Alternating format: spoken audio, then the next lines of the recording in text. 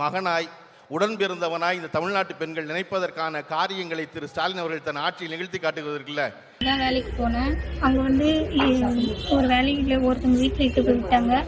அது இ Karunanidhi MLA, current MLA, அவரோட பையன் வீட்டில் ஆண்டோ மதிவாணன் அந்த வீட்டில் திருவான்மையூரில் இட்டு போய் நான் அப்பார்ட்மெண்ட்டில் வேலைக்கு விட்டாங்க.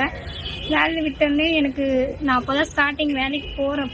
புதுசாக அப்போ தான் வேலைக்கு போகிறேன். என்னால் வேலை செய்ய முடியலன்னு 2 நாள்லேயே சொல்கிறேன் அவங்கள்ட்ட. அவங்க என்ன பண்ணுறாங்க, இல்லை முடியாது, நீங்கள் வேலை செய்யணும்னு சொல்லி என்னை அடித்து என் ஃபோனை பிடுங்கி வச்சுட்டாங்க. அதுக்கப்புறம் சோரி பிடிச்ச பயல எல்லாம் தலைவேன்ற புண்ணு வந்தவளை எல்லாம் தலைவேன்ற.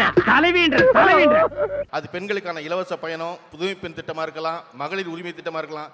இந்த திட்டங்களை இனி ஒரு பொழுதும் தமிழ்நாட்டில் எவருமே மாற்ற முடியாது என்பதுதான் நம்முடைய தலைவர் ஸ்டாலின் அவர்கள் செய்த மிகப்பெரிய சாதனை நான் நினைக்கிறேன். சோறு திங்கிறியா இல்ல பியல் திங்கிற பேப்புண்டமாவனே, இந்த பொழப்புக்கு 4 பேர்